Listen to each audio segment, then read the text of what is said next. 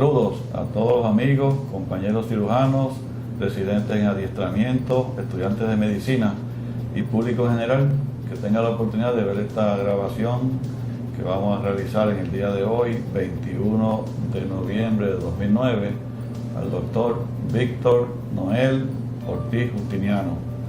Como parte de la serie de grabaciones que estoy haciendo a los cirujanos más reconocidos de Puerto Rico, pues he invitado al doctor Ortiz Justiniano porque cualifica ampliamente por sus credenciales y su ejecutoria como uno de los cirujanos más prestigiosos que ha tenido el país en el último siglo y parte del siglo XXI. Así que Víctor, gracias por la invitación de estar aquí, aceptar la invitación y como te expliqué, pues lo que quiero es dialogar contigo un rato, como una hora más o menos, sobre tu ejecutoria personal y profesional, tus logros, tus frustraciones, tus fracasos, lo que nos quieras contar de tu vida y los planes futuros, si tienes planes para continuar, porque tú eres joven. Yo empecé esta serie con cirujanos mayores de 70 años, pero ya completé una serie de 32 personas, ya tengo grabado y ahora bajé la edad. Así que estoy ahora trabajando los más jóvenes. Así que gracias por aceptar la invitación y pues vamos a comenzar. ¿Dónde tú naciste? ¿Tus padres? ¿Con quién te casaste? ¿Tus hijos? Y después entramos en el aspecto profesional. Pues yo nací en Río Piedras, Puerto Rico, cuando Río Piedras era municipio. Y estudié toda mi vida en Río Piedras, en el sistema público. Escuela elemental en la Amalia Marín, en Río Piedras, en el 5, barrio el 5. Sí. Mi padre tenía un garaje de gasolina, llegó a estudiar hasta tercer grado, y mi madre estudió hasta octavo grado, pero nos enseñaron la importancia del estudio, a mí, que soy el menor, y a todos mis hermanos, que pudimos todos estudiar. De ahí pasé a la escuela, a la Universidad de Puerto Rico, y hice mi bachillerato en ciencias con concentración en física, matemática, estadística. Como el que no trabajaba, el que no estudiaba los veranos, tenía que trabajar en el negocio del viejo, pues a mí no me agradaba mucho eso de estar engrasado. Pues yo decidí estudiar todos los veranos. Y ya que tenía la beca para hacer física teórica en California, en algunas de las electivas que tomé sobre psicología, me interesaron muchísimo. El doctor Paul Senior, nunca olvidaré su nombre, que era el director del departamento, me dijo, pero ¿por qué tú vas a estudiar psicología? Mejor ser psiquiatra. Y para ser psiquiatra tenía que ser médico. Y por esa razón fue que entré a medicina. Cuando yo le dije la noticia a la doctora Leticia del Rosario, que recientemente pasó a mejor vida, obviamente le dio un coraje inmenso. Pero entré a la escuela de medicina. ¿Te graduaste bachillerato en qué año? Me gradué en el 1964. 64. Y me gradué de la Escuela de Medicina en el 1968. ¿Y decidiste entonces de seguir la cuestión de física en Estados Unidos o algo? Correcto. Y para ser psiquiatra de niños. Siempre me gustó la cuestión de niños. Okay. Y lo interesante es que yo me caso el segundo verano en la Escuela de Medicina, y para ese tiempo ya existían los famosos grants de verano que había instituido el director de psiquiatría para ese tiempo. Y pues nadie quería ir al laboratorio de perros, como le decían. ¿Quién era el director de psiquiatría? ¿Juan Rosselló? Rosselló. Juan Rosselló. Juan Rosselló. Okay. Y pues yo, siendo recién casado y teniendo un padre que nos enseñó que había que trabajar, pues por $300 al mes, que era creo que lo que nos pagaban en ese tiempo, pues me metí al laboratorio de investigación. Y ahí fue que yo conocí al doctor Rafucci, al doctor Vázquez Quintana, al doctor Enrique Márquez, el doctor Ramírez Sean, el doctor Olivera, el doctor Serra, el doctor Santiago del Pin.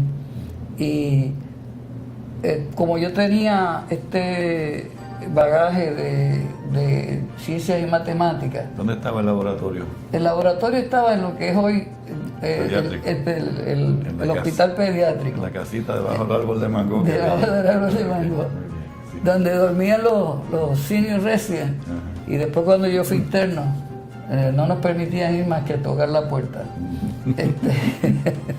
De hecho, el doctor Vázquez Quintana, cuando yo estoy aquí dando un saltito, entré a la residencia de cirugía. Yo hice mi primer año de cirugía en el universitario. Había solamente 2 chief residents. Y mis 2 chief residents fueron el doctor Vázquez Quintana y el doctor Gerhard Ramírez Sean.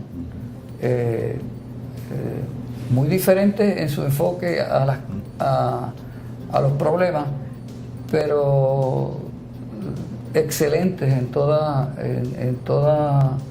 las fases que uno puede mencionar, y no de imitación, no porque esté presente, pero pude trabajar con los dos, interesante, a través de la vida. Cuando estaba en el laboratorio de perros, el doctor Rafucci y el doctor Márquez específicamente me dijo, esto de ser cirujano es un mamey, esto es cuestión de amarrar. Y yo empecé a amarrar, y yo me acuerdo que yo amarraba cuántas cosas había, que no se me corriera el nudo. Y me ayudó mucho el doctor Labat, Ricardo Labat, a la cuestión técnica, el doctor Serra. Y nada, ya en tercer año yo había decidido que yo iba a ser cirujano y que iba a ser un cirujano científico, y que allí se estaba haciendo experimentos que ni se soñaba hacer en años futuros. Para años futuros se estaba haciendo trabajos de perfusión de hígado, sacándolos de coma, usando el hígado de los puerquitos, de los piglets, perdonando el Spanglish, y se estaba haciendo trabajo de trasplante de corazón, y allí estaba siempre el doctor Rafucci como una inspiración para nosotros. Y yo decía, pues yo quiero ser un individuo así. Y me gradué con buenas notas, por así decirlo, Alfa Omega Alfa. Estaba en el grupo Alfa Omega Alfa, sí, Sociedad de Honor. Sí. De la Escuela de Medicina, y y obtuve premios de algunas de los que dan allí en la graduación. Medallas de honor, etcétera.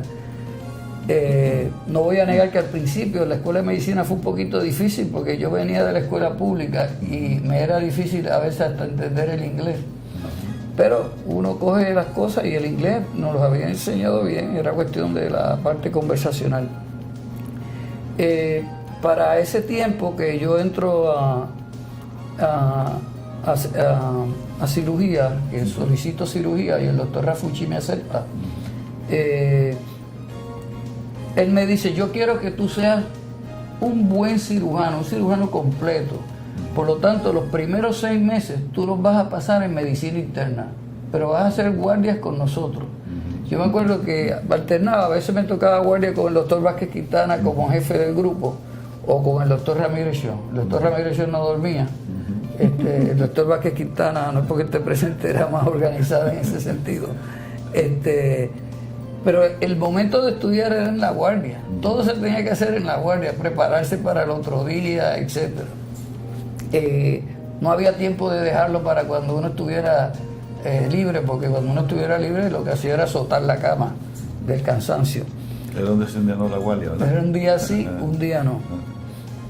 Entonces, para ese entonces, pues que notamos que el doctor Rafucci se mostraba un tanto enfermo. El doctor Olivera tomó el comando de la residencia interinamente. Yo me asusté un poco en cuanto al futuro, porque el doctor Rafucci era una persona sumamente joven, muy reconocido en Estados Unidos y en el mundo entero, y como que dejaba un vacío muy grande de él faltar. Y no sé si fue buena visión o qué pasó. Yo fui donde él y le hablé con sinceridad y le dije: doctor, yo quiero ser cirujano, pero yo creo que es mejor que termine la residencia en otro lugar. Y él me dijo: no, las cosas se van a poner mejor, qué sé yo cuánto. Y yo: no, doctor, no se van a poner mejor. Él era bien optimista. Sí, él era bien optimista. Y después que discutimos, él se molestó muchísimo conmigo porque él me apreciaba mucho. Me dijo: pues ven el miércoles que viene, me dijo con coraje. Y es interesante porque el miércoles, que era como 5 días luego de haber hablado con él, ya él tenía 16 residencias, no para que yo me entrevistara, sino que me habían aceptado, incluyendo el doctor Solinger en Ohio State, en Walter Reed, etcétera. Y entonces me puso al lado, en rojo. Yo tengo ese papel en mi casa, una pena que no lo trajera porque es una reliquia. Cómo él los escogería si fuera yo. O sea que fue tan desprendido. El orden jerárquico. Sí. Él era bien amigo del doctor Louis Roosevelt, que estaba casado con una puertorriqueña y que visitaba el programa, tal vez usted lo recuerda. Y me dijo: si yo estuviera en tu lugar, yo me iría con Roosevelt. Porque Roosevelt le dicen el príncipe de Nueva York, y vas a aprender a pensar, te vas a desarrollar como un buen técnico y te va a ayudar en todo lo posible. Para ese tiempo, el doctor Roosevelt lo nombraron por edad, porque no veía otra razón, porque él siguió yendo. Era el director de cirugía de St. Vincent Hospital and Medical Center, que es el hospital católico de enseñanza más grande de Nueva York, de todos los Estados Unidos, pero que está localizado en Nueva York. Es el Mount Sinai de los católicos. Y a Roosevelt lo nombraron Assistant Secretary of Defense in charge of Medical Affairs, pero seguía yendo allí, operaba allí. Y al doctor Nealon lo trajeron de Jefferson para dirigir el programa. Así que me tocó ese cambio, como 6 meses Roosevelt de jefe, que me escogió, y Nealon que me graduó. Y también allí el programa era Every Other Night, una noche sí, una noche no, que para mí era como viste, eso era... ¿Ya tenías hijos en ese momento? Ya tenía, sí, el primer hijo mío nace cuando yo estoy en la escuela de medicina. Víctor, lleva mi nombre, él es ingeniero, está en Denver y está en el área de periodismo. Y el segundo nace en Nueva York cuando yo estoy haciendo la residencia en cirugía general en St. Vincent. Y él, soy médico, pero no quiso meterse a cirugía, fue más listo que yo. Él es fisiatra y neurólogo y ha hecho carrera militar, está en la cuestión de las fuerzas especiales, es teniente coronel en las Fuerzas Armadas. Pero en cierta forma ha seguido algún ejemplo, porque yo también fui teniente coronel en el ejército. El doctor, el sistema de St. Vincent era lo que llamamos piramidal. Y empezábamos 24 el primer año, que ya yo había hecho mi primer año en el universitario. Y cuando yo fui allí, ya yo le podía enseñar a hacer Verholz a la gente. Y montones de procedimientos, porque realmente nosotros teníamos una residencia A número 1. Y cuando yo llego allí, pues técnicamente no tenía problemas yo creo que no había nada que yo no hubiera visto o hubiera metido las manos. De hecho, mi primer caso no fue una apendicectomía, fue una simpatectomía lumbar con el doctor Olivera. O sea, que es una cosa que ya no se usa, pero que era una técnica un poquito más depurada. Y pues caí bien allí, me pude graduar y me gradué de Chief Resident. Para ese tiempo estaba la guerra de Vietnam en su apogeo. ¿Terminaste en qué año fue? Terminé en 1973. 73. Cirugía. Y entonces yo, cuando estaba en Puerto Rico, el doctor Berry, de Berry Plan, diseñó un programa en que uno cogía un examen y si uno lo pasaba, diferían a uno hasta que uno terminara su especialidad, porque estaban pues matando muchos partially trained surgeons. Y después tenía que ir obligatorio. Después tenía que ir obligatorio, pero le daban rango a uno desde el momento en que uno pasó el examen. Yo pasé el examen y entonces entré como mayor, y ahí Russell volvió a ayudarme porque él estaba metido en esta cuestión. Y yo fui y hablé con él en Washington y me dijo, no, Walter Reed, no, ahí tú lo que vas a hacer es, tú eres un cirujano completo, tú vas yo te voy a ayudar a que tú entres a West Point Army Hospital. Y yo, West Point Army Hospital, pero si eso allí lo que hay es cadete, que esos son well babies. Y él me dijo, no, porque allí hay mucha gente retirada y allí lo que van son coroneles que están el top of the line. Sí. Y así mismo fue.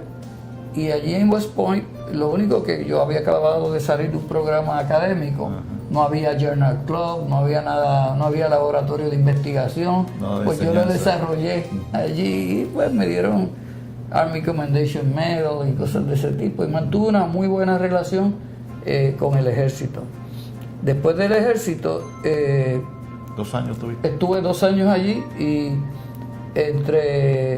estaba bien indeciso entre si hacer cirugía pediátrica o hacer pediátrica cardiovascular.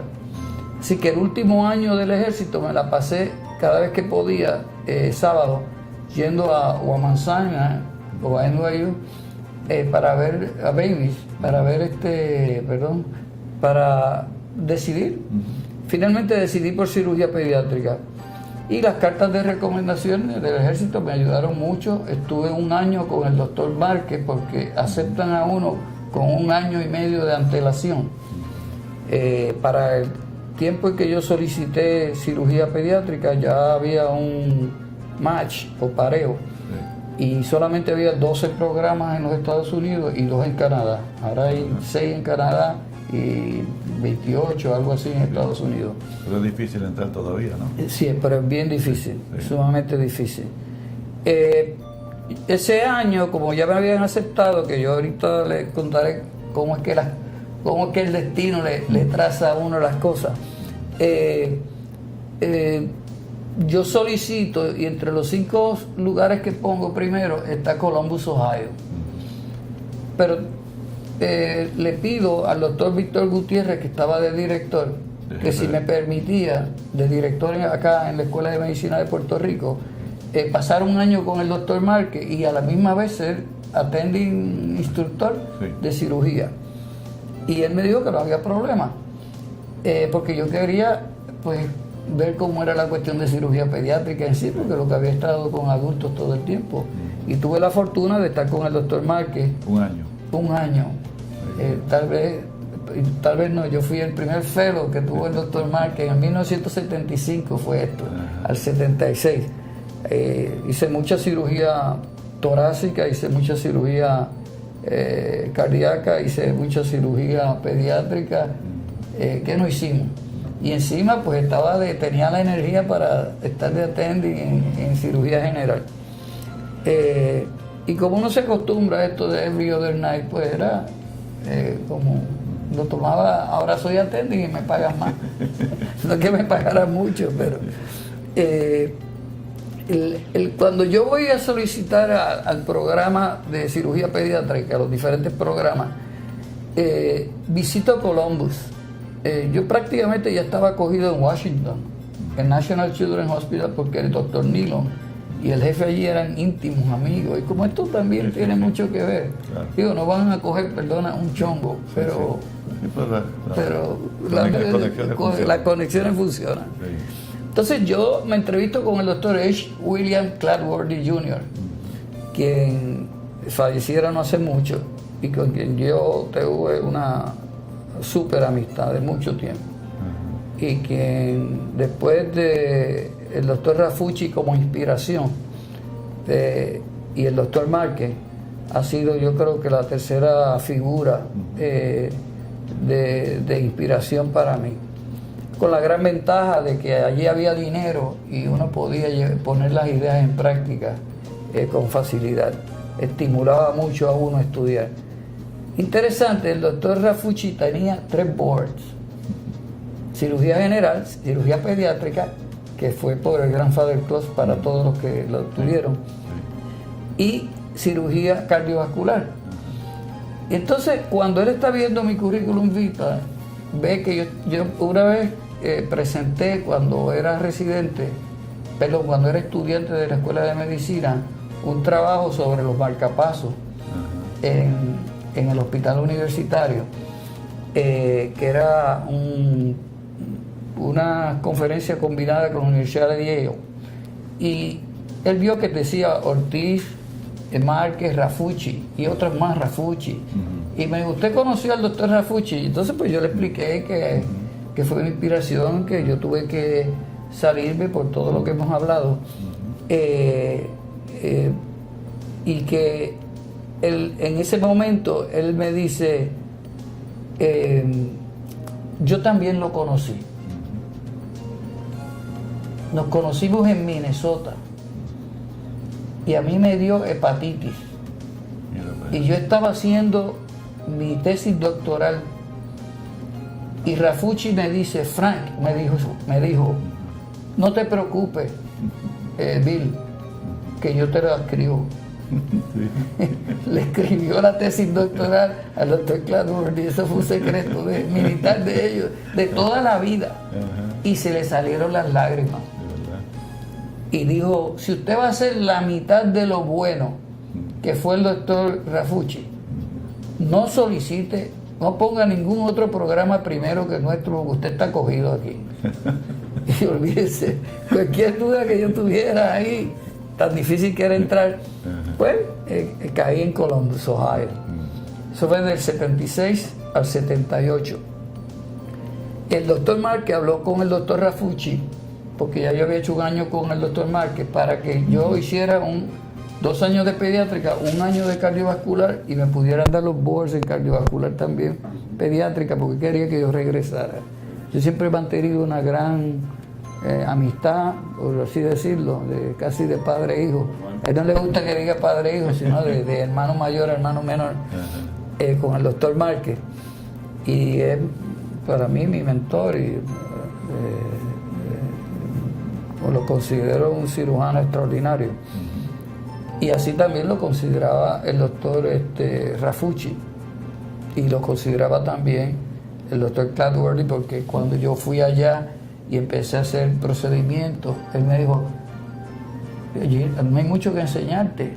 Ese año que tú pasaste con Marcus, él decía Marcus, te enseñó un montón. De hecho, él nunca había hecho un suave pull-through, y yo le enseñé al doctor Cladworthy cómo hacer un suave pull-through. Entonces, él comenzó, había cierta rivalidad entre Solinger, que era el jefe de cirugía, y Cladworthy, que tenía su carácter fuerte, le decían The Big Red. Y en un momento de ira, pues puso la renuncia y se la aceptaron. Pues el doctor Bowles Jr. fue el que terminó. O sea que me tocó lo mismo que me tocó en Nueva York. Cambio. Fui con Russell, lo terminé con Nilon, fui con Cladworthy y terminé con Bowles. Pero Bowles fue discípulo de Cladworthy, y realmente Cladworthy era el poder detrás del trono, porque ese sí que no se salió mucho. Estaba saludable, ¿no? Estaba saludable, y siempre nos ponía a pensar. Los rounds de él empezaban sábado a las 8 de la mañana para los que se quedan, y terminaba a las 2 de la tarde. Y le veía a los pacientes, a todos los attending, no le importaba. O sea que era... Pero yo estaba acostumbrado a eso, porque nosotros nos criamos en ese ambiente académico. Y lo bonito allí fue que cuando yo hice investigación en Columbus, me metí mucho en la cuestión de radioisótopos, obviamente pues por el background de física. Eso me ha perseguido de una forma positiva toda la vida. Y las matemáticas, uno no se da cuenta, es que el conocimiento no ocupa espacio, lugar. Y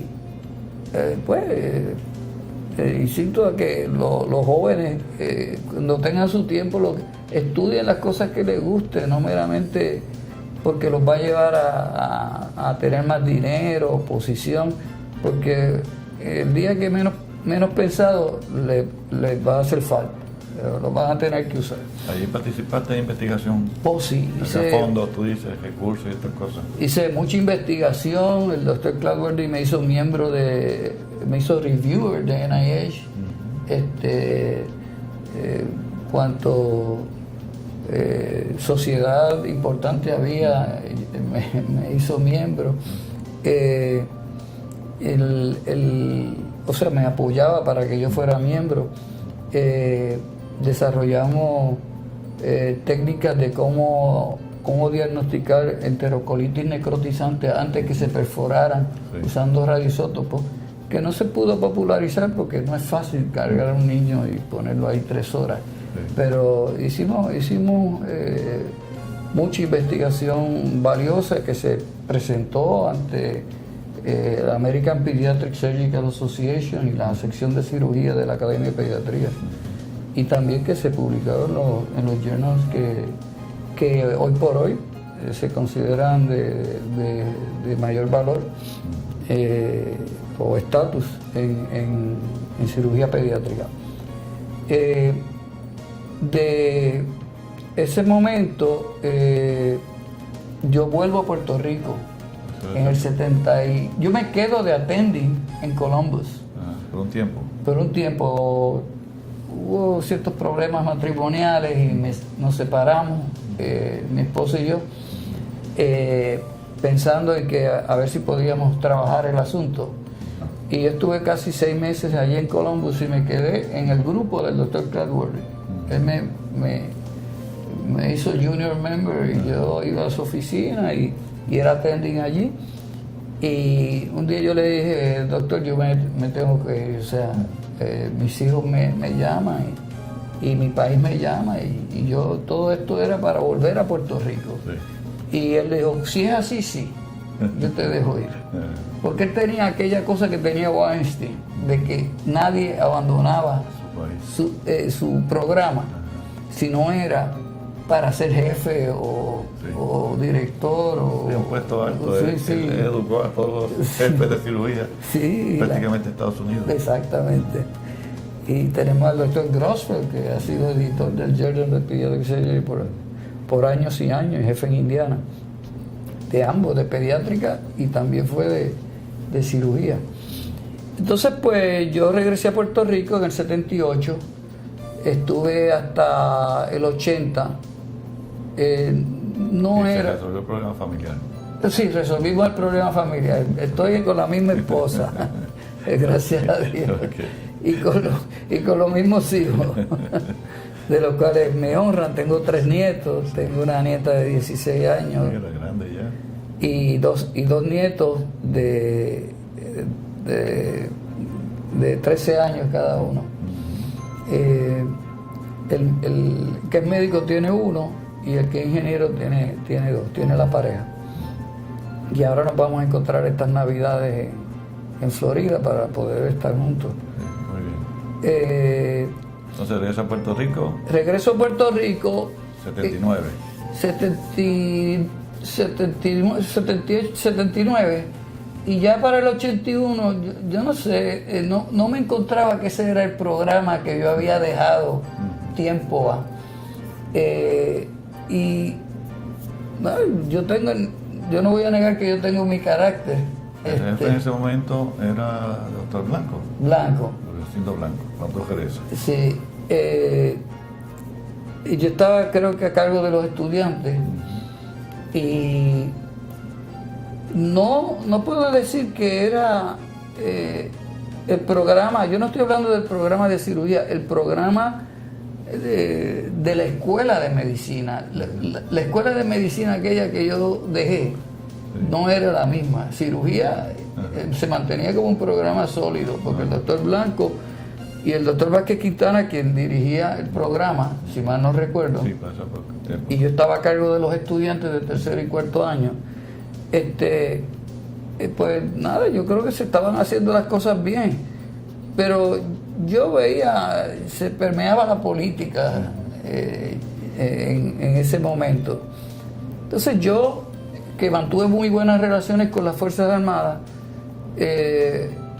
hablé con el que había sido mi jefe en West Point y que ahora era general y estaba en Folsom Houston. Y él me dijo, nada, ve a la Secretaría de Estado y dile que yo te referí allí. Me envió una carta y allí me recomendaron para dirigir cirugía pediátrica en Tripler, Hawái. Y allí fui que me ascendieron de mayor que yo había sido a teniente coronel y era director de cirugía pediátrica y director de investigación. Ambas cosas. O sea que volvió a perseguirme la cuestión militar. Entonces, ¿Y cuánto tiempo estuviste allá? Estuve 2 años porque era un contrato anual, por 4 años renovable anual. Pero mi padre muere y entonces yo no sabía que papi iba a hacer eso. Me nombra el Bacea y el viejo pues trabajó fuerte y logró hacer su dinero, ¿verdad? Pero estaba mayormente en cuestiones inmuebles y yo no sabía que eso era más difícil que la cirugía. Y repartir eso pues no era fácil. Mi esposa era dentista del 7º día y ya yo iba camino a ser director en Tampa, Florida, de cirugía pediátrica. Y le dije que me dieran 2 años y me los dieron, porque en 2 años yo pensaba que iba a resolver ese problema. Pero ella quería vivir en Mayagüez porque los dentistas tienen su desarrollo académico mayor en el área del oeste. Y nada, yo fui a Bellavista y trabajé casi como si fuera un misionero allí. Y allí me encontré con Ramírez Sean, con Gerhard Ramírez Sean, que estaba organizando el programa de cirugía. Y me dijo, ¿pero qué tú haces aquí trabajando en un hospital? Vente para acá abajo, para el centro médico. Y pues no fue difícil convencerme.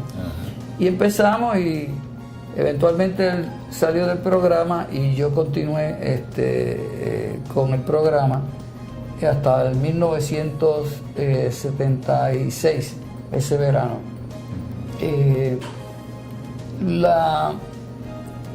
La cuestión de la división de lo que el viejo dejó me cogió casi 8 años, así que lo de Tampa lo tuve que dejar pasar.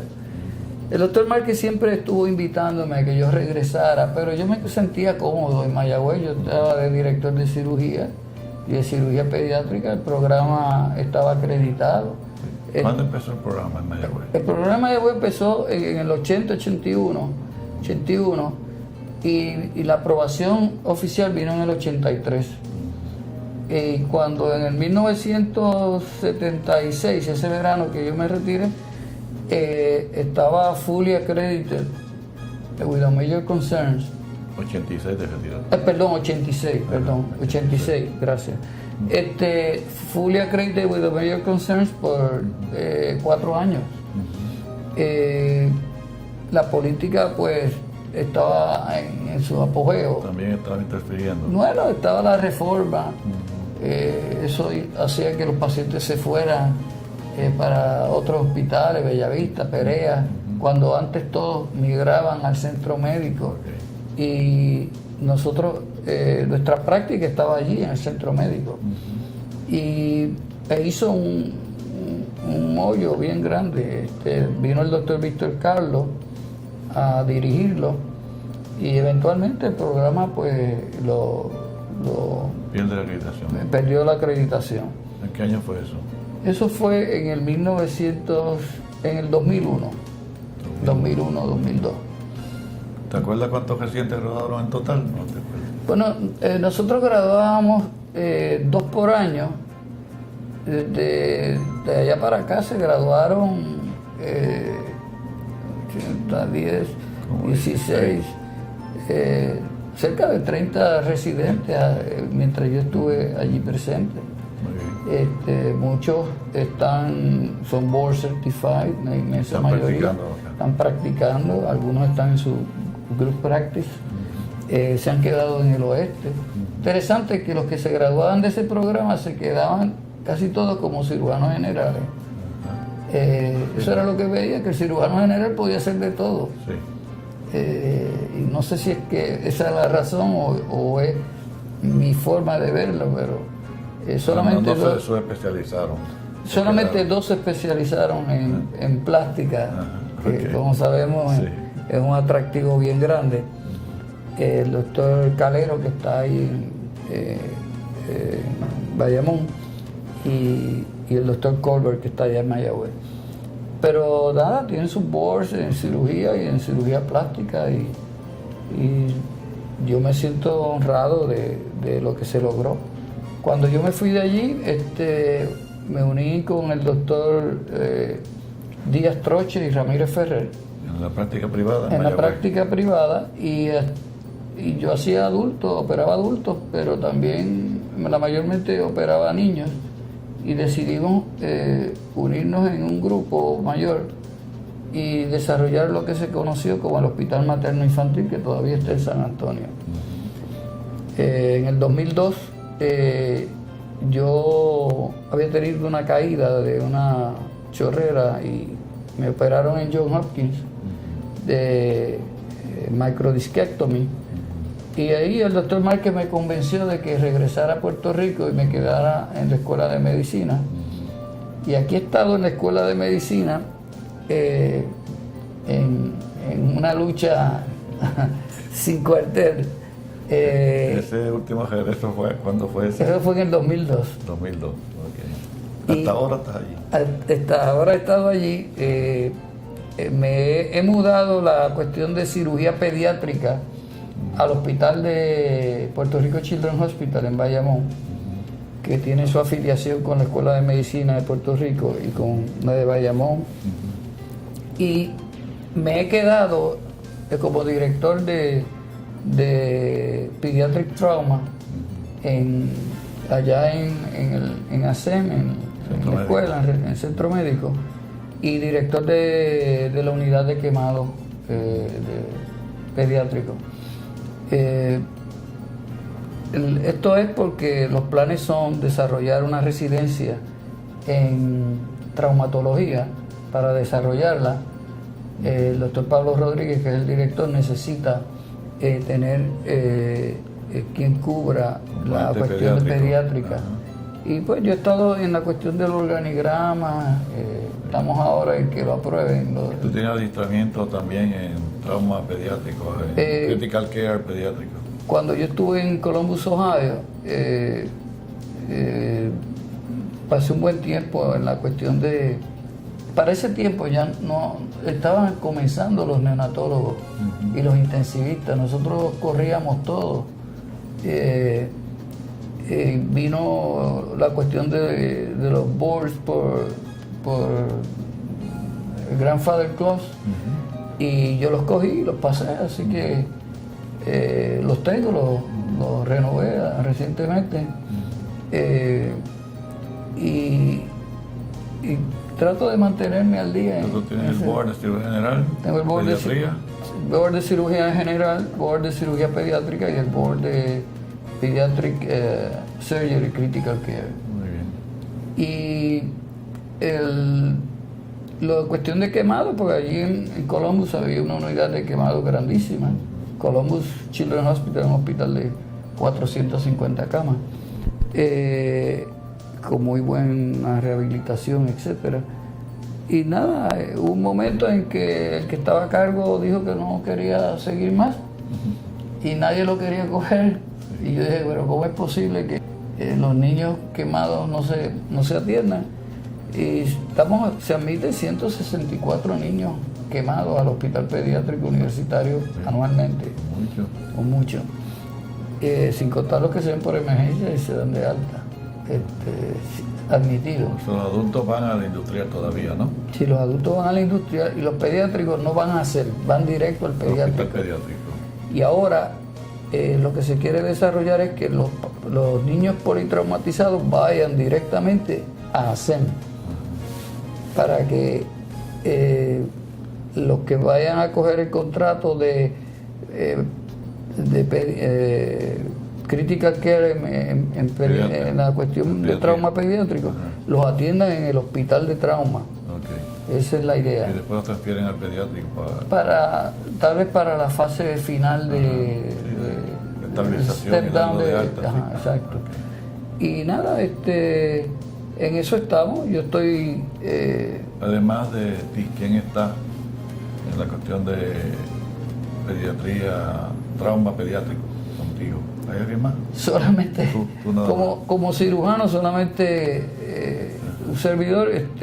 Yo tengo ASEM, me provee un cirujano, el doctor Hernández, que es un cirujano dominicano muy bien entrenado, pero que no puede practicar como cirujano aquí en Puerto Rico. Y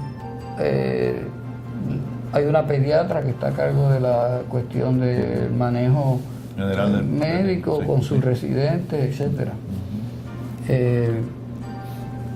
Un punto, ¿verdad?, vulnerable en todo esto es que, por razones que yo desconozco y lo tengo que mencionar, Sí. desde el 2002 que regresé y que el doctor Márquez me convenció y que yo estaba convencido de que no iba a haber problema, porque así lo hablé con el director de cirugía. Nunca se me han asignado residentes. Yo sigo siendo profesor de la escuela, pero... Okay. Eso lo consultaste cuando venías con el jefe actual, ¿no? Sí, correcto, con Lojo.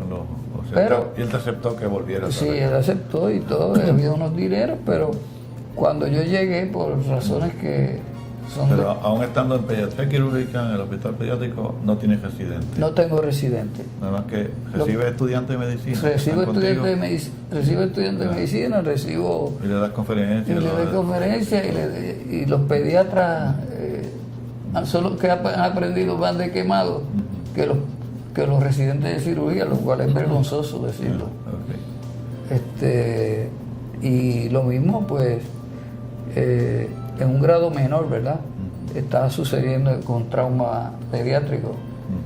Y yo estoy mirando eso porque no creo que sea una cuestión que debe continuar. No es saludable para el programa ni para la acreditación, porque trauma es un componente crucial, crítico de la residencia de cirugía. Correcto. Y si tiene el componente de adulto y le añaden el pediátrico, pues la residencia va a estar mucho más sólida, bien fuerte. Bien fuerte. ¿Hay forma de resolver eso? ¿Esa pereza o ese problema? Yo creo que nosotros fuimos hasta la presidencia, se dijo que sí, porque queremos desarrollar también una residencia de cirugía pediátrica en conjunto con la Universidad de Miami Jackson. Ajá.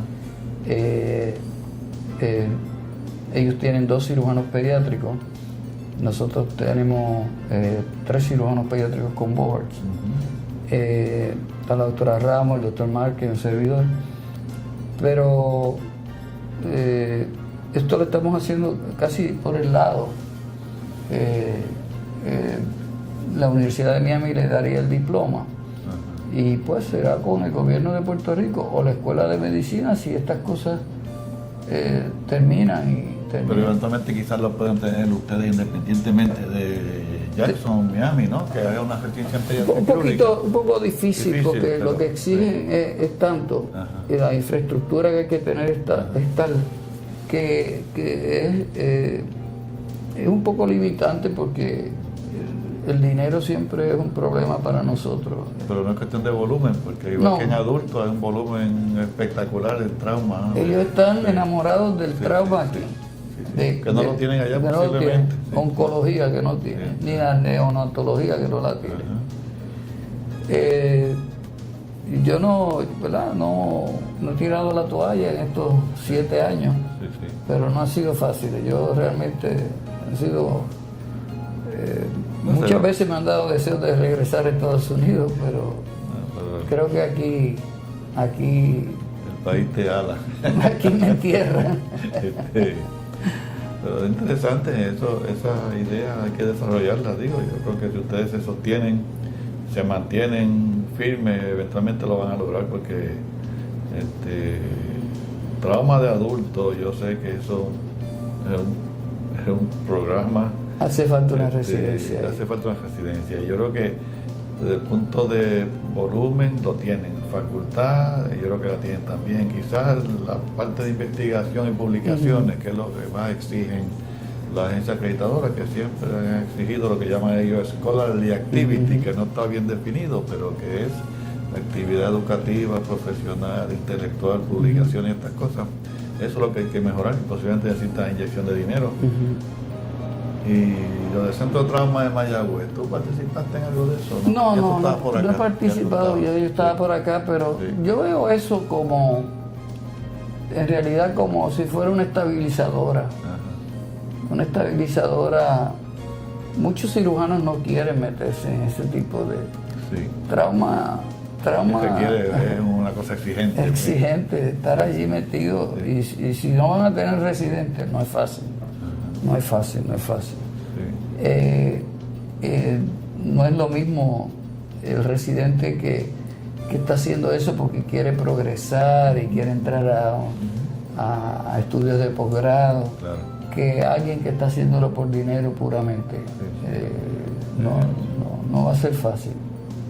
Se cansa, digo, y la facultad, yo creo que los cirujanos de Mayagüez, mi percepción desde acá, yo sé que tú conoces mejor, son ya personas que no son jovencitos, no son cuarentones, son de 50 mucho, sí. Y dedicarse a atender trauma en esa etapa de la vida, pues es un tanto difícil. Hay que estar toda la noche despierto, recibiendo pacientes, no es fácil. Sí. Y posiblemente la remuneración de los planes y si no tienes una residencia allá para fomentarlo, pues también lo hace más difícil. También está difícil, sí. O sea que desde el punto de vista político o de política pública, establecer un centro de trauma en Mayagüez es una idea bien buena, porque digo, es bien lo más distante que hay de San Juan, pero da trabajo y no existe el factor humano, no creo que exista. No existe. Hay que crearlo. Sí. Y tal vez no sé, dándole oportunidad a algunos de los jóvenes que se quedan fuera de la residencia, que pasen un par de años por allá y si lo hacen bien, alentarlos para que entren nuevamente a la residencia sería una oportunidad, porque hay muchos que se quedan en el camino por una que otra razón. Sí. Es que como se aceptan nada más que 5, ¿no? Posiblemente el sexto y el séptimo y el octavo sean de buenas credenciales para eventualmente entrar al programa y no pueden entrar. Eso es un aspecto difícil, tú lo conoces bien, que nada más se producen 5 cirujanos en los programas de la universidad y quizás ahí sí que se subespecializan y 1 o 2 se van y los que entran a la práctica son pocos. O sea que entre los que se retiran, los que se mueren, pues nos quedamos más o menos igual y no estamos creciendo. No estamos creciendo. No estamos creciendo desde el punto de vista de cirugía general y posiblemente le pasa lo mismo a pediatría quirúrgica, que es bien exigente conectarse con un programa de eso.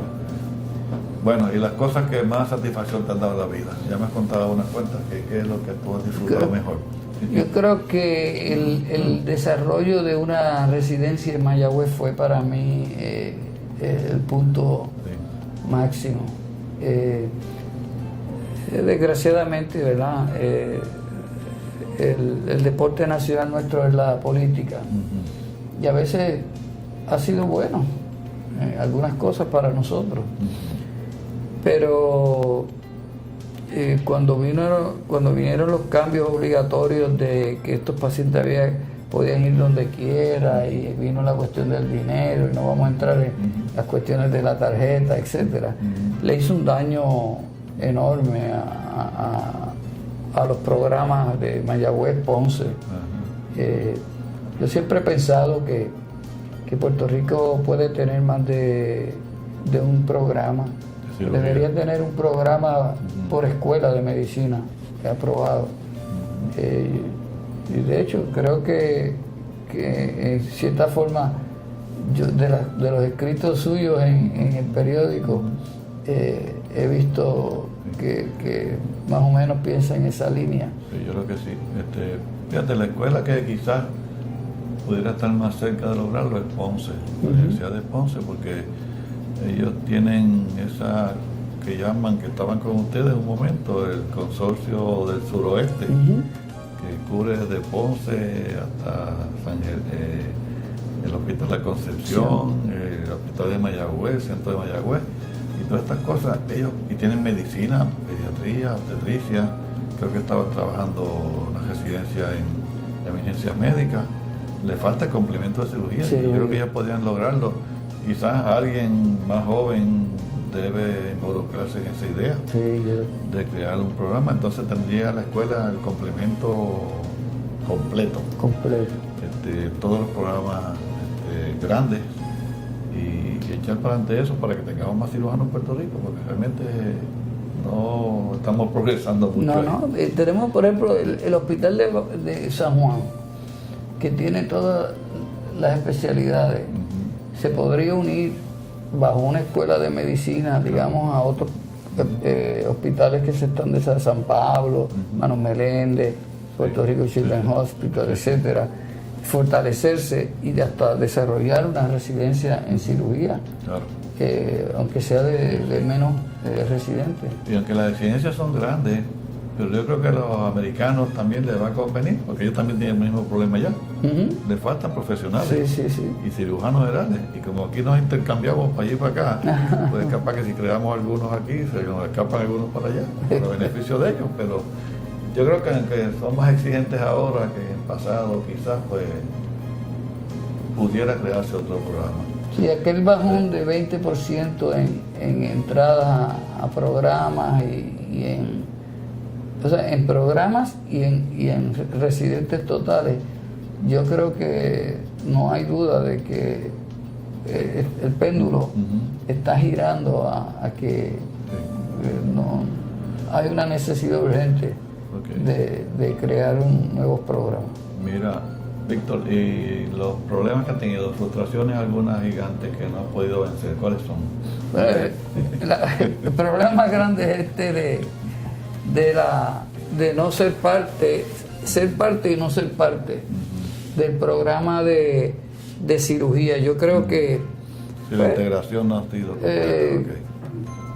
que las instituciones son más importantes que los individuos. Nosotros pasamos por este mundo y perecemos y el mundo sigue. Es un peregrinar.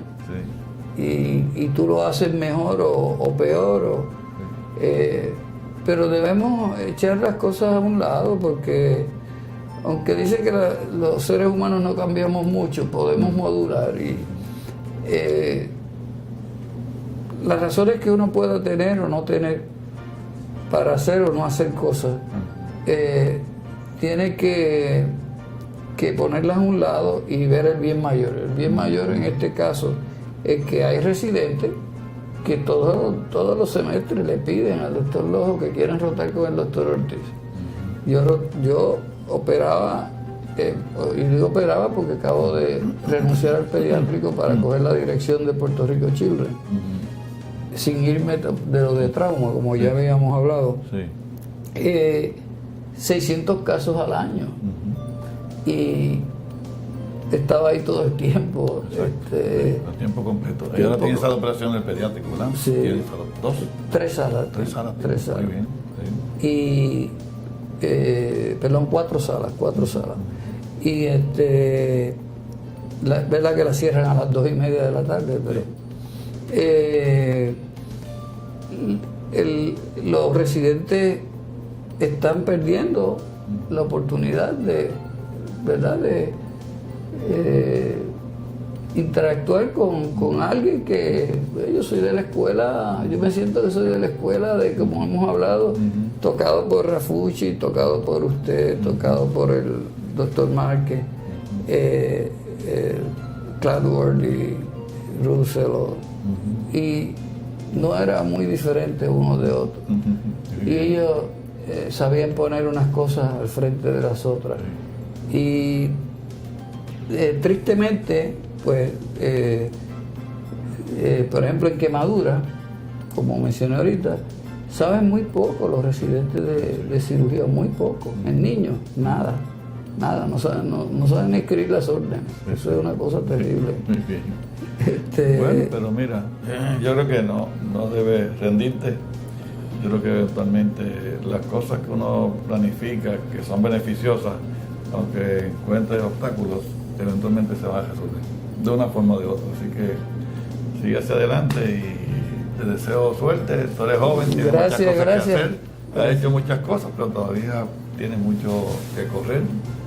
Y entiendo que estás saludable y vas a perseverar. Gracias. Así que gracias por estar aquí y nos veremos próximamente.